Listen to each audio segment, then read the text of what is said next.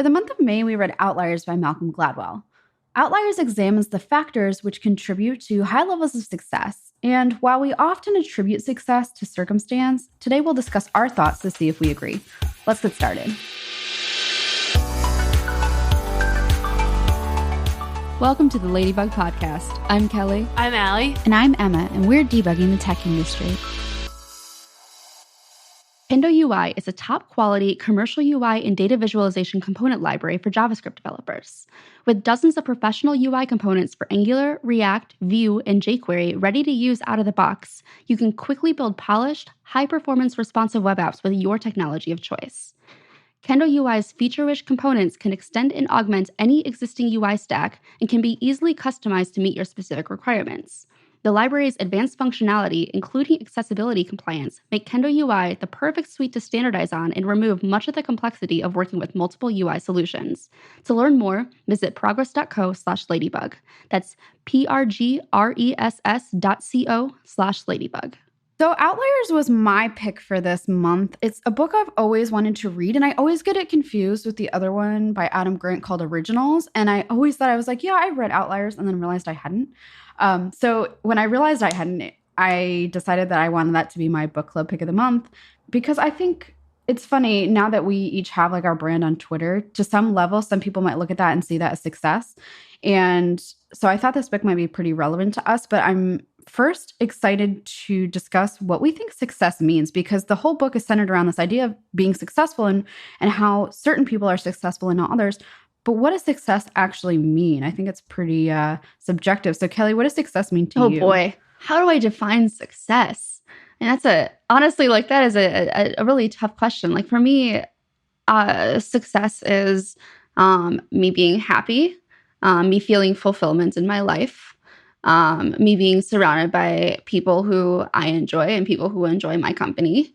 I want to be doing something that I thoroughly enjoy, that is not just self-fulfilling, but is helping others as well. Awesome. What about you, Allie? Yeah, I think I would agree with that definition, is happiness and not having to worry about certain things or certain needs being fulfilled. I think that worry is a big part of it as well for me, is not having that concern. Emma, how about you? So for me, it's so funny because I feel like my views on success have definitely changed over the past year or so. So just to everyone listening, an outlier, if you don't know what that is, it's something that is kind of situated away from the majority of other things. So they're typically, in this context, they're people that are deemed as being special. Maybe not special, but like they stand out in some way. Yeah, they stand out. That's a good way to put it. For me right now, success is, I think, it's being happy. It is being able to maybe fulfill all of my desires as a person. So for me, that would be like to be able to travel, to be able to spend time with family, to be able to go out and buy a new book if I want, like having the means to do so, whether that's having extra time to spend or whether that's having finances to do these things. For me, that's what it means to be successful. And it's funny because back in the day, I would think, oh, well, if you have a lot of followers or if you have a ton of money, that means you're successful, or if you're high up in your industry. But I do think that over the course of life, as your circumstances change, your views on what it means to be successful definitely change. Absolutely. Yeah. One of the quotes from the book says, "What is the question we always ask about the successful? We want to know what they're like, what kind of personalities they have, or how intelligent they are, what kind of lifestyle they have, or what special talents they might have been born with. And we assume that it is those personal qualities that explain how that individual reached the top." And it's so funny because, yeah, there are so many assets and resources dedicated to how to be successful. How to change your what you do to be successful. Yeah. It is very personal, like your personality needs to change, or you need to change your actions. Absolutely. And I think we look at people who are deemed successful in our eyes and we want to learn their secret. And it's funny because let's take the example of gaining Twitter followers, because I know a lot of people see a number and they think that you're successful if you have 10,000 or 5,000 or whatever. For people asking me, how did you do it? I've posted a blog post examining my analytics and all this stuff, but at the end of the day, how I achieved your quote unquote level of success it cannot be directly applied to you. Like, you can't do everything that I've done and reap the same benefits. It has a lot to do with circumstance. And he does discuss several examples in this book that talk about circumstance. I don't know. What are your thoughts on that? Like, do you think we can take the thoughts of someone viewed as successful and apply them to someone else? I think we tend to try. I think that's just our default action of how we, how it's interesting. We tend to, I think we tend to define success differently for ourselves than we define success to somebody else. Like, what I would say how you are successful versus how I am successful. But I know you, so I think it's going to be a little bit different here. But like, using the same example of Twitter followers, somebody who doesn't know you might define success for you differently than they define success for themselves, and how you define success for yourself. That's a really good perspective. That's like mind yeah. And now I'm thinking about that. it now. I'm like, oh yeah, for myself, it's happiness. But if I'm looking at somebody else, like, how do you objectively measure happiness? You can't. And so you tend to cast success in different metrics for other people. Absolutely. It's funny because when I hear the word success, my first the first image that pops into my mind is money. And I think for most of us, that is what success means, is having enough money, not only to support your day-to-day functions as a human, but to have extra money to spend on things and not worry about whether you can go to the grocery store and swipe your card and worry about overdrafting. And so I guess my next question is, how does privilege play into success? We talk about circumstance, and he in the book talks a little bit about professional hockey players. I think this was one of the first chapters, and how you see these quote unquote successful hockey players who are drafted into the major leagues and, paid a boatload of money. And what he does is he breaks down the recruiting, or like I don't know what it's called for hockey, but like the drafting. Like, when were these successful players born? Because the way that the draft was, it like fell, I don't remember, was it like later in the year? And so people after the draft date were in the next round of drafting. Yeah. And so they were younger. And as a result of them being younger, they were deemed as like not as proficient at the sport, which I find really interesting. So it had nothing to do with necessarily their skills at that point in time. It was like the circumstance of when they happened to be born, which is very interesting. Yeah. And I mean, because they were born early on in the year versus later in the year, those who were born early, the first quarter, January, February, March, they had more time to train. They had more time to learn because they fell into the next year's draft. That kind of sucks. Yeah, it totally does. I think that this is such a good conversation about there's no one thing that leads to success, and it's a combination of factors. Like, if somebody is born at certain times in the year, that's one metric that leads to success or not. That being said, it's not guaranteed that if you're born on the perfect date, that you are still going to become a professional hockey player. There's also what size you're born as, because if you're, I'm sure, really short or really, really tall, hockey is going to be more difficult. I think hockey players are like in the middle height-wise. And then there's the athletic thing. Like, maybe if you are born with certain conditions, you're not going to be able to play sports as well. The privilege of being able to afford training. That's what I thought was going to be the biggest metric, especially for hockey. It was always like, I grew up in New England, and it was always the rich kid sport, because you have to pay so much for your skates and for everything, really. It's not like a sport like basketball, where you can just show up with a ball to a court that's public and play. Hockey is super expensive to get into. But there's so many metrics. But then again, like, all of those things being said and done, if somebody is the perfectly born hockey player, it does not mean that they're going to be successful. They still have to put the work in. They still have to go to practice and have to have that drive. Drive, because if they don't have that self-motivation, or that somebody else motivating them, then if they don't ever practice, they're never going to be a professional hockey player anyways. So there's so many different metrics and so many different factors that play into this success. And so we cannot control our external factors. Those are things that we don't have the ability to at all control in our lives, but we do have some ability to control what We can, and that is our habits, going back to atomic habits for the millionth time, that lead us to where we want to be and to our goals, and how we prioritize our time to get to where we want to be. And I think, like, going back to this idea of, yes, you still have, like, if you meet the circumstances that are generally favorable to become successful in a profession or whatever, at that point you can focus on motivation and hard work. But what if you're not? What if you're not put into a circumstance where you are favored at becoming successful? A, is there anything we can do? And B, like, at that point, you're more worried about getting those foundational circumstances into a place where they're equal with the people who are, quote unquote, more successful by default. Like, is there even anything that they can do at that point if you don't have the finances or the height, or, maybe you don't live close to a hockey arena to go to practice and you don't have a way to get there? Like, it is unfair to a certain extent. It kind of sucks that, like, and this is just not just pertain to hockey. Like, this pertains to the tech industry. We see this a lot. And I don't know how I feel about it. It makes me feel angry in a sense that, like, the playing field isn't level from day one.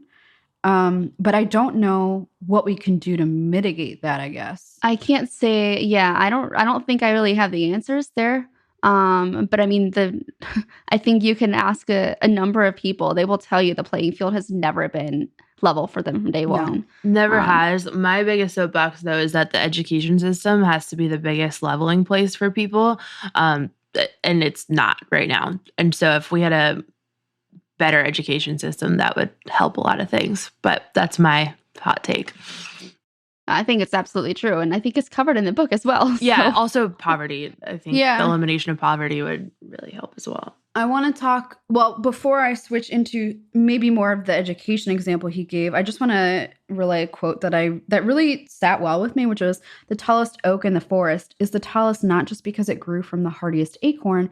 It's the tallest because no other trees blocked its sunlight, because the soil around it was deep and rich, because no rabbit chewed through its bark as a sapling, and no lumberjack cut it down before it matured." Like, this to me was so eye-opening, because often when we're born into privilege or born into circumstances that are favorable to what we want to do with our lives, we don't see it. We're blind to this. I know I was until last year. And so when we become aware of these things, we need to make an effort to help level the playing field. And Allie had just mentioned education, so I kind of want to switch gears and talk about this math example that he had described in one of the later chapters. So here's an example. So take the sequence of numbers 4, 8, 5, 3, 9, 7, and 6. If you speak English, you have a 50% chance of remembering the sequence of numbers. But if you're Chinese, you will most certainly get it right every time. Well, why is that? Like, why? At first glance, like, you just might say, oh, well, people coming from China, maybe they're just better at math. But there's actually a reason behind why statistically they are more successful at remembering the sequence of numbers. So if humans in general store digits in a memory loop that runs for about 2 seconds. What's interesting is that Chinese speakers can retain this list of numbers better, because unlike English speakers, their language actually allows them to fit all 7 numbers into a memory loop of 2 seconds. So in English, we would say like 14, 16, 17, 18, 19. Based on those, you might deduce we would say 1 teen, 2 teen, 3 teen, and 5 teen, or something like that. But we don't. We say, I don't even know what their counterparts are now. It's messing me up. 12, 11, 13, and 15, right? We've got 40, 60, but then we have 50, 30, and 20, which don't sound like 3, 5, and 2. So it's very confusing. But not only that, it's like the structure of our numbers. So for numbers above 20, we put the decade first. So 30, 40, 50, we put the tens value first, or whatever it is. But for the teen numbers, we do it the other way around. So it's 14, 17. And when we take all this and we put it together and we look at how China, Japan, and Korea have their logical counting system, we look at that and how they would say 11 is 10, 1, 12 is 10, 2, 24 is 2 tens, 4. And so this is a much more intuitive counting system. And by the age of 5, American children are a year behind Asian children in fundamental math skills. And a lot of it results from communication and language, which is very interesting. I thought that was super interesting when we read that, because I also could not remember the sequence of numbers. So, Allie, did you have any thoughts about that example?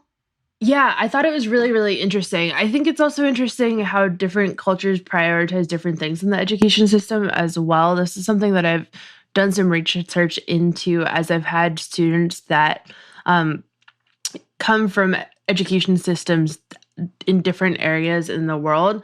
Like India puts a really high emphasis on memorization, like rote memorization, from what I understand.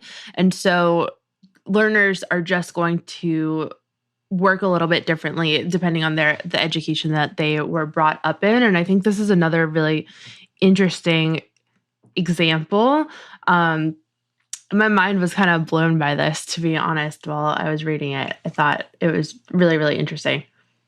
I think one of the other interesting examples that was in the book, and we don't have it written down in our outline, so I might mess this up, but when it was talking about what you had available to you during the summertime between grade school and how much you tend to lose if you're not able, like if you don't have the privilege of having those educational activities over the summer, that there was a significant difference in the I don't remember the words that they used to describe like the educational level, um, based on your class, like your socioeconomic status. There was significant differences in it.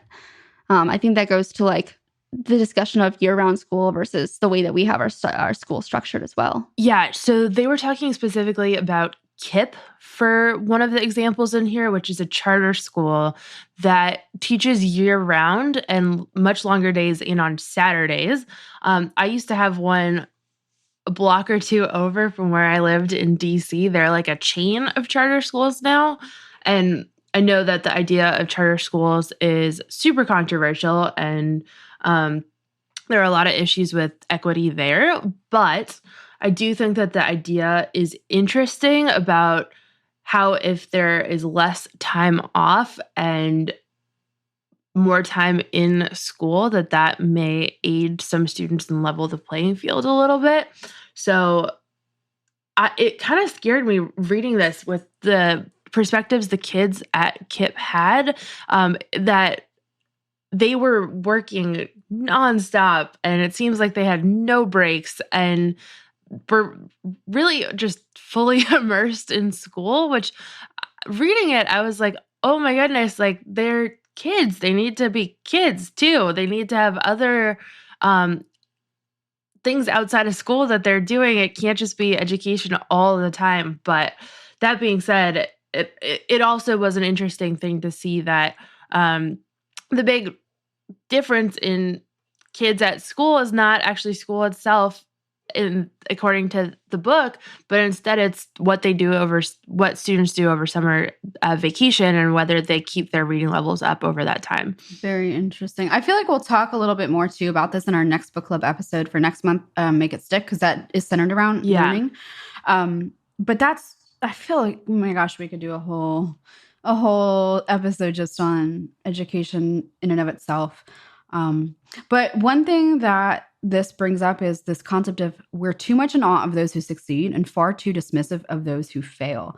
I totally agree with this because we look at people we deem successful and we idolize them. We see this a lot on Twitter with people with high follower counts are often idolized. You'll see names put on shirts and all these things. And we're talking about people. We're not talking about famous actors or, they're just people who happen to have a large following count. And this is harmful for several reasons, but it's funny because as we're sitting here, I just got a notification on my phone from Medium for an article called 3 Things Successful People Don't Do. And I quickly want to touch on this because it makes me angry reading the headlines. So here are the 3 things that they say successful people don't do. The first is engage in purposeless activity, which I think is totally BS because you need time to process information, which again, we'll touch more on Make It Stick. But holy crap, this goes back to the kids example. You need time to relax and to de-stress and to be a human. Yeah. I feel like I'm seeing this type of productivity porn on Twitter all the time recently. Yes. It's like, do X, Oh Y, my and gosh. Z and you'll be successful. Or you need to be doing X, Y, and Z in order to become a developer. Or you need to know these things. Or I did this and I am now a successful software engineer. So you can too. It drives me up the wall because it's like, no, nobody's in your situation. Everybody's story is different. Everybody's background's different. Like you're in a position of privilege and you are also, there's this thing called survivorship bias where if you overcome something, you're like, oh, okay, I overcame it. Anybody else can too. And that is not the reality. If you survived something, then you're probably the outlier rather than the rule. Yeah. Very true. Yeah, I get very angry reading this. The second out of 3 things that successful people do not do is to get wasted, which I think if people follow our Twitters, they know that we like to drink wine, and I don't think that's a secret. I wouldn't say we get wasted every day, but to say like, oh, you can't rely. Have you ever seen Elon Musk wasted? This is the first sentence of that. I feel like he's high tweeting all the time right now. Like his tweets make no sense. I know. And then the last point that they say successful people don't do this is to ruminate, worry, or catastrophize. Now, let me tell you something. I try not to worry about the things that I can't control, but at the end of the day, I'm a hot mess 95% of the time. I worry a lot. I stay up at night and can't sleep. So I just hate going back to Allie's point about like productivity porn. Like it's so shitty that you see all these big people posting like, oh, if you want to be successful, you can't take breaks or you can't drink alcohol every once in a while. Like, stop telling people what they should or should not do to be successful because, like we said, it's very subjective and one path does not fit all. Yeah, that's one just really bothers me. A lot of people's metrics pretty successful. I also have an anxiety disorder. I catastrophize non-stop. That's what I do. That's the way my brain works. It's not going to ever... I mean, I can do things to make it be more in control, but that's the way that my brain works. I'm going to catastrophize like ridiculous. I guess you're just never going to be successful. Yeah, never going to be successful. Damn, Allie, you're just too short. Anyway, you're tall. I'm the short one. Tall one. Well, you're never gonna be a hockey player. That's very true. I'm a little old for that one. Missed that boat. One of the things that he briefly touched on was practical intelligence versus analytical intelligence, which I found very interesting because they're not directly correlated. I think that's the right term. But practical intelligence are kind of like the skills that allow you to talk your way out of a crime that you've committed or convince your professor to move you to the afternoon class. So if you're hungover, you don't have to go to an early morning class, or kind of basically knowing the right things to say to the right people at the right time and how to say it. In contrast, analytical intelligence this is what you would maybe look at as being your IQ level, the kind of intelligence needed to solve problems. I personally think that I struggle with analytical intelligence, but I'm better at practical intelligence. Like I'm a professional bullshitter, I like to say. Oh no. I don't know. It's just, I think people see those with analytical intelligence, high analytical intelligence, and think that they are successful more so than people who have practical intelligence, which is very useful. They're very different. I think it's worth saying, though, it's not one versus the other. You have both. Yes. It's just they represent themselves at different levels in each person. Yeah. No, I thought that Natter Dabbit had a really, really great tweet the other day. Being an excellent programmer will land you a good, comfortable job in the software industry. Being a good programmer with excellent people, communication, and soft skills can and will eventually land you at a job at the very top of the software industry. And I thought that one was really interesting because it's the opposite of what a lot of people think coming in. But I think it goes to this, that there needs to be a balance. You need to have both practical intelligence and analytical intelligence to really go far. Okay, so can they be learned? Can you get better in either of these areas? I think so. Because for me, I was a terrible problem solver until like the last year maybe. And I think we're all learning these things day to day. I think, yes, to some extent, maybe we're born with certain... not capabilities, but a certain level of both. But I do think personally that they can be working. Especially practical intelligence. I think that comes a lot more with experience. Agreed. Some people I think are good out the gate, but the more you experience, especially like the negative experiences in your life that you learn from, you learn not to repeat those. And that definitely falls under practical intelligence. Yeah, also just basic socialization. Like if you Yeah. were raised not with people, it's going to be a lot more difficult to have You're that. raised by wolves. Yeah, exactly. So thinking about this idea of communication, I want to talk about my favorite example from the book. Okay, I'm going to preface this with the fact that I love anything to do with airplanes, also spaceships, but they're kind of the same. Anyway, Wait, what? spaceships are basically just like Are the same large airplanes they kind of are airplanes. that can go into space? Yeah, it's fine. Anyway, don't tell Elon. There's this chapter about airlines, and it talks about the rates of airline crashes in different cultures. So if we look at an airline, this is between the years 1988 to 1998, so a 10-year span. Looking at United Airlines, which is an American airline, the loss rate was 0.27 per million airplane departures. So what that means is they lost an airplane flight once every 4 million flights. In contrast, during the same period of time, Korean Air, their loss rate was 4.79 per million departures, which is 17 times higher than the United counterpart. And this was very confusing. They could not understand why.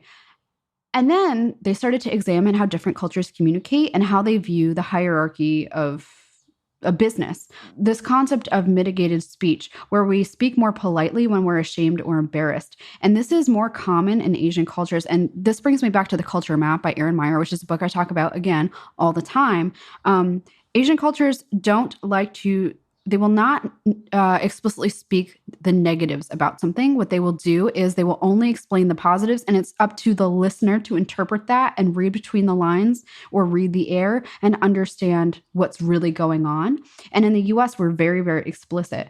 So we talk about this individualism, collectivism scale as well. And this is, I think, Hofstede's, I don't know how to say that, Hofstede's dimensions. The US scores the highest on this individualism scale, meaning like every person is autonomous and all of that. We're very, very straightforward. Guatemala scores the highest on the collectivism end. So different cultures communicate differently, but also view hierarchy differently. And so what was happening is for the Korean Airlines, you know, when there was a problem, the authority was much more respected.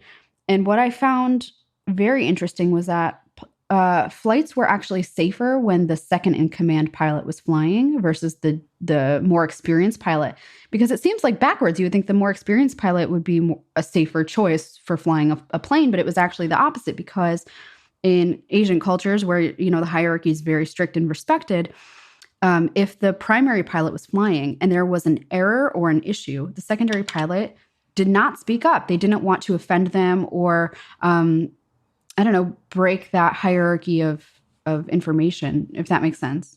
I found that really interesting. Yeah. Yeah, I did too. It also would have been really interesting to talk about how women are socialized, especially in work, to cage their speech more as well. Because I think it's more than a cultural thing. I think it's definitely a cultural thing for sure. And they back this up really well in the book. But I think it's also something that we see in the workplace with women as well. And since we talk about women in tech things on this show, I thought maybe would be worth bringing up. But I think it's an interesting point to this as well. I bet there's a book that talks about this. I guarantee there's something that's been published that talks about this in terms of how women communicate. Because did they touch on that in Invisible Women? They might have. So. I think that there's at least a TED Talk about it. Let's see. Interesting. Yeah, I don't know. I would highly recommend. I actually have a talk called Building High Performance Teams Across Cultures or something of that nature. It's a very long title. But it goes into some of the sentiments from the Erin Meyer Culture Map book. So if you want to learn more about how different cultures communicate and collaborate, give feedback, things like that, I recommend checking that out. But yeah, interesting. I don't think that book definitely didn't talk gender at all. But I don't know if there is one that does. The biggest problem that I had with this book, and this kind of leads into it, is I really enjoyed all the anecdotes, all the sentiments from it. But he mentioned one woman throughout this entire book. All of the examples of the outliers and all the successful people in this book were men for the most part. Like there was literally like one minute example of a woman, and that that really bothered me. When was this book published? I wonder if like it's 2009. So it's not, I mean, even I would feel still, I like, feel like yeah, he could have been more inclusive, not only with women, but maybe like, I don't know. I just didn't feel like it was inclusive of everyone. it touched on a lot of the people we think of as successful. Talking like Steve Jobs Very and Bill true. Gates, which, by the way, we didn't talk about that example, but kind of a really fascinating one in the book, that their circumstances, that they were born in the right years, where it was perfect timing, where technology was shifting, where they were able to really jump on that opportunity and become who they are today. Definitely. And also education system coming in again, where Bill Gates went to Lakeside School, which is a very fancy like prep school outside of Seattle, and they had access to computers before most schools, and high grade computers too. And so that really led to his early success and ability to code. So Exactly. To be fair, though, like I think he found, and this was a comment that was part of the Goodreads conversation. One of our listeners mentioned this as well. I feel like he found examples that fit his narrative to a certain extent, because think about it. Yes, okay, maybe there weren't as many prominent women. Like when we think of geniuses in computer technology, engineering, whatever, we think of, Bill Gates and, all these other guys we just mentioned.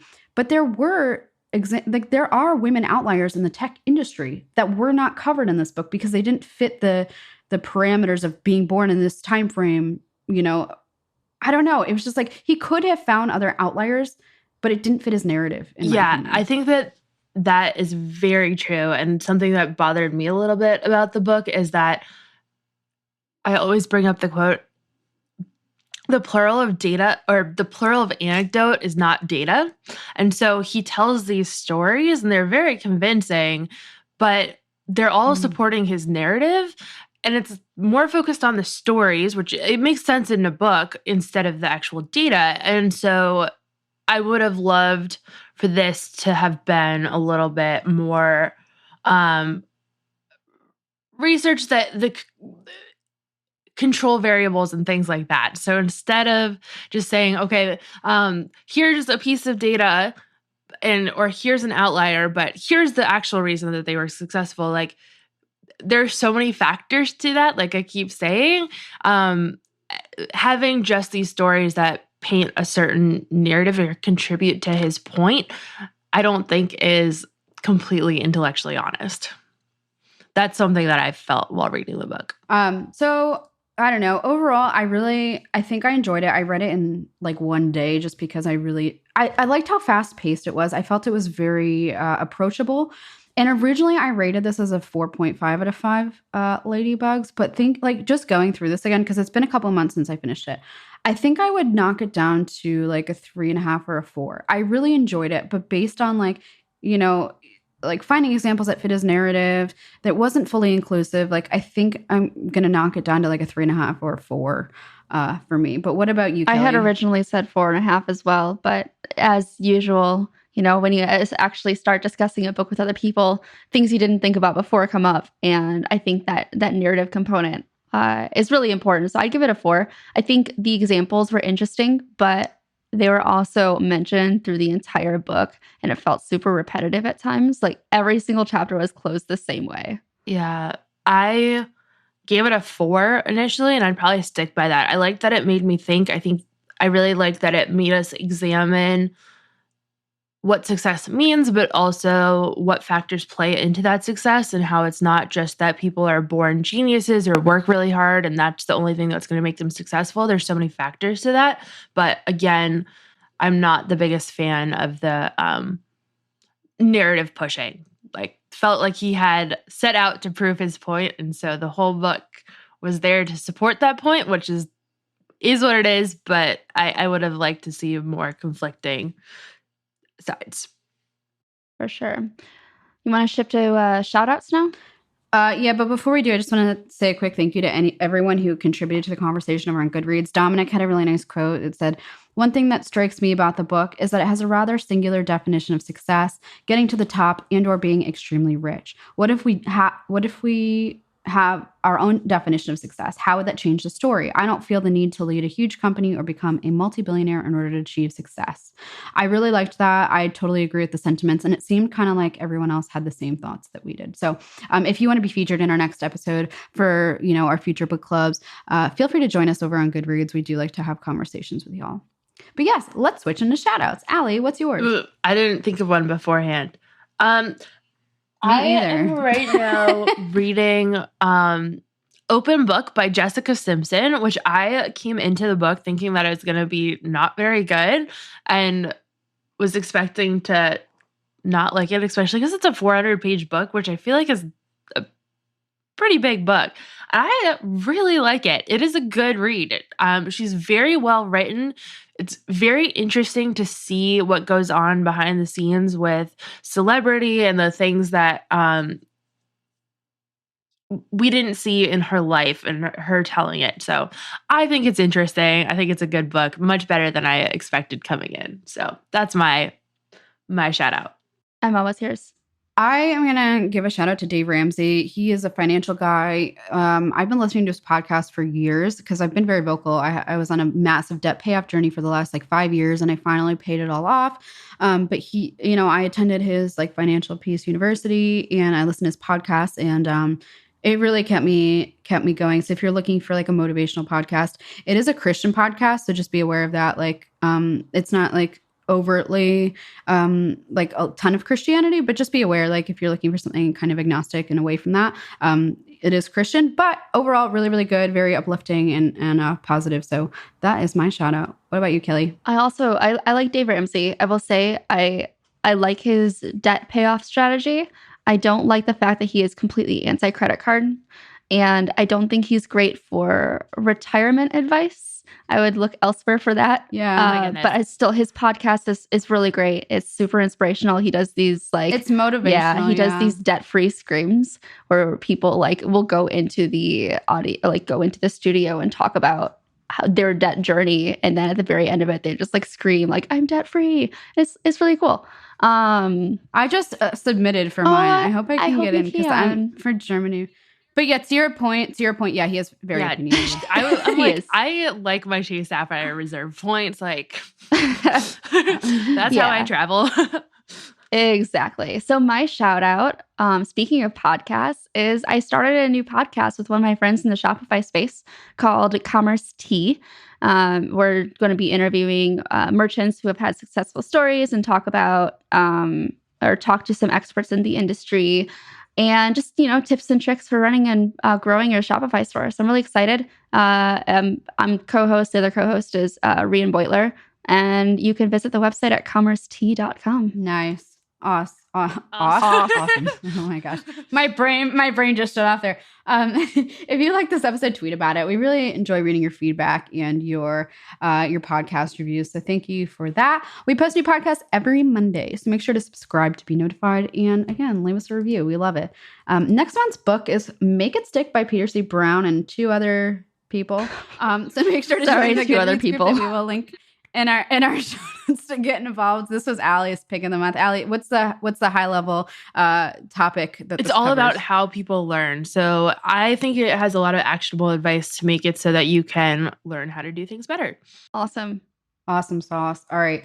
I hate myself for saying that. So with that, thank you for listening, and we'll see you on Monday.